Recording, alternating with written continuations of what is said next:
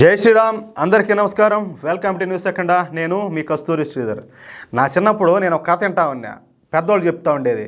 ఒకడంట బాగా బలంగా ఉంటాడంట మనిషి, పైకేమో కానీ కింద ఏంటంటే పాపం వాడి కాళ్ళు ఉండవు, అంటే వికలాంగుడు అనమాట. ఓడి ఏంటంటే కట్టని చెప్పేసి ఓడేం ఊరికే ఉన్నాడు. అతి పోకండాలు చాలా ఎక్కువ ఓడికి, చాలా అతివాడు అనమాట. ఓడిని తీసుకుపోయి ఆ రోజుల్లో ఏంటంటే అడవిలో కూర్చోబెట్టేదంట. ఏ కింద అంత కనపడకుండా చేసేది. ఒక కుర్చీ మారి ఒక దాంట్లో కూర్చోబెట్టి ఆ మారి కూర్చోబెట్టేది. ఓడి ఏంటంటే పైన ఈ జబర్దస్తుగా ఈ మీసాలు గీసాలు ఓడి నెక్క పైన కండలో ఇది మామూలుగా ఉన్నాడు. వాడు ఏం పులుండేటట్టే. ఆమె నా దోన పోయేవాళ్ళు నేను లేచే మనిషిని కాదంటాడంట.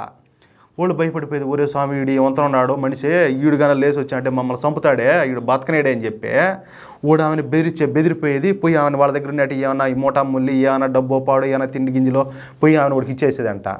ఒకసారి ఏమైంది తెలిసిన, మన దోడిన వాళ్ళు పోయినారు ఆడికి.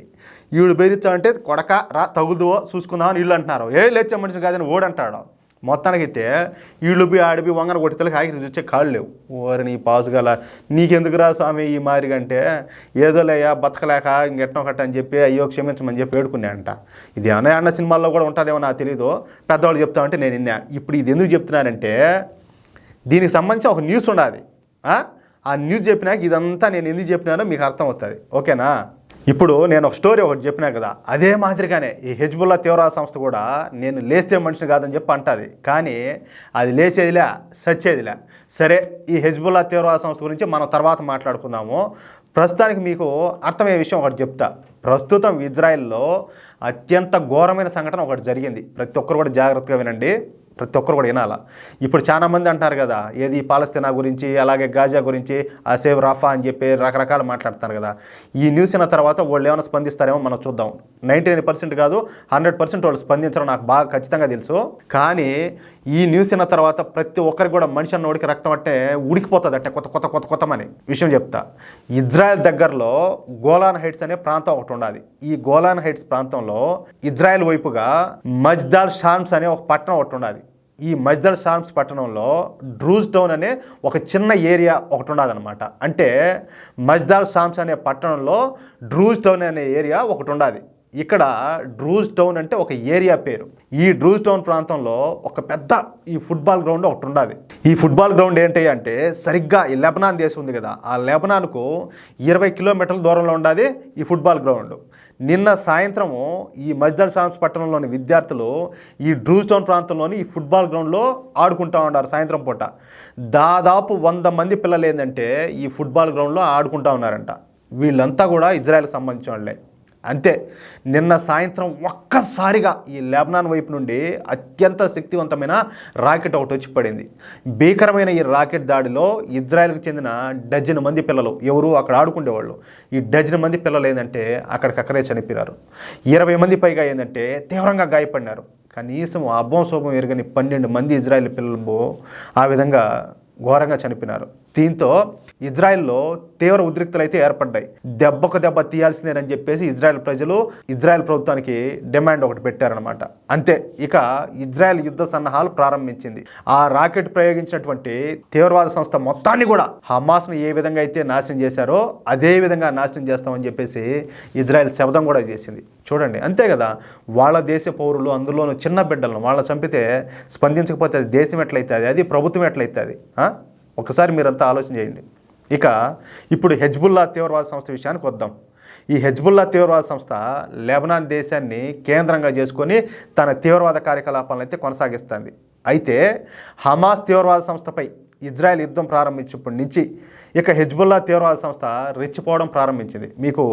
మీరు కన్ఫ్యూజ్ అవ్వకుండా నేను మీకు ఒక మాట ఒకటి చెప్తా. ఈ పాలస్తీనాలో ఉండేది హమాస్, లెబనాన్లో ఉండేది హెజ్బుల్లా. అర్థమవుతుంది కదా? ఇప్పుడు ఆ చిన్నపిల్లల మీద దాడి చేసింది లెబనాన్ నుంచి హెజ్బుల్లా తీవ్రవాద సంస్థ అనమాట. మీరు ఏదైనా కన్ఫ్యూజ్ అవుతారేమో, దానికోసం క్లారిటీ కోసం మళ్ళీ చెప్తా ఉన్నా. మేము లేస్తే మనుషులు కాదంట. ఈ ఇజ్రాయెల్కి అయితే వీళ్ళు హెచ్చరికలు జారీ చేస్తూ వచ్చినారు. తమ వద్ద లక్షల రాకెట్లు ఉన్నాయని ప్రగల్భాలు పలుకుతూ వచ్చింది ఈ హెజ్బుల్లా.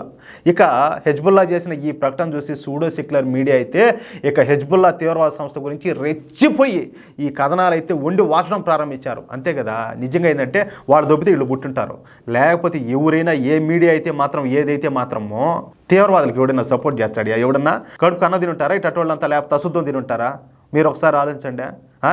వాడు ఎంత తోపైతే కానీలే వాడినంతా కూడా ప్రపంచ దేశాలన్నీ కలిసి వాడిని పడగొట్టిన దాకా వీళ్ళు నిద్రపోకూడదు, ఆ మారి ఉండాలి.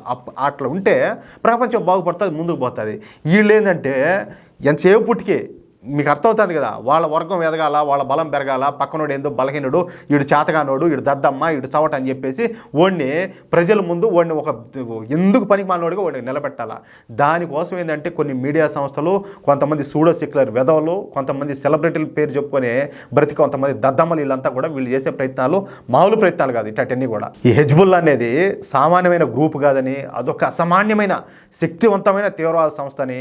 అటువంటి హెజ్బుల్లా తీవ్రవాద సంస్థ రంగంలోకి దిగితే ఇజ్రాయెల్ ఖచ్చితంగా ఓడిపోతుందని సూడో సెక్యులర్ మీడియా అయితే పెద్ద పెద్ద స్టోరీలన్నీ వండి వార్చి పెట్టింది. చూసారా?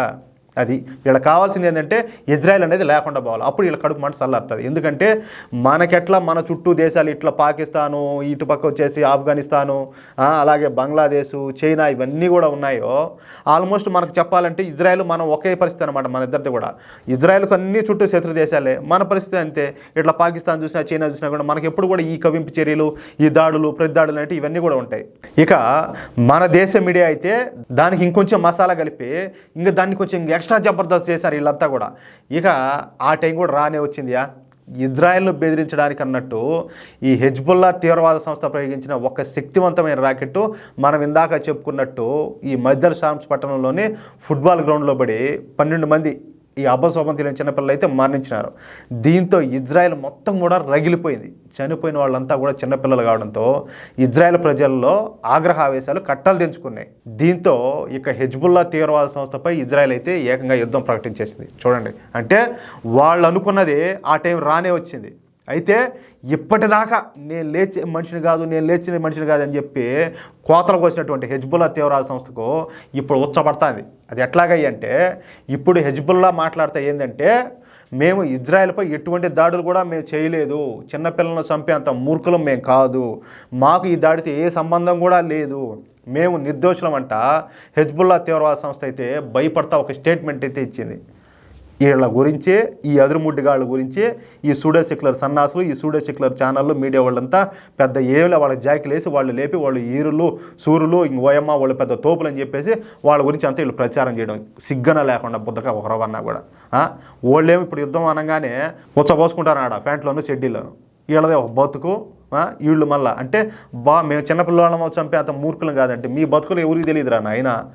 మీ రాక్షసత్వం, మీ కర్కసత్వం, మీ దుర్మార్గం జనాలకు ఎవరికి తెలియదు. తెలియని వాళ్ళు ఇంకా ఎవరన్నా వాళ్ళకైనా మెంటలు ఏమైనా వచ్చి ఉంటుంది కానీ చిప్పులు దొబ్బుంటాయా? లేకపోతే అందరికి తెలిసే ఉంటుంది మీరు ఎట్టోళ్ళు, మీ గురించి తెలియదు ఎవరికి. కానీ నిజానికైతే ఈ దాడి చేసింది హెజ్బుల్లానే. ఆ విషయం అంతా కూడా బహిరంగ రహస్యమే.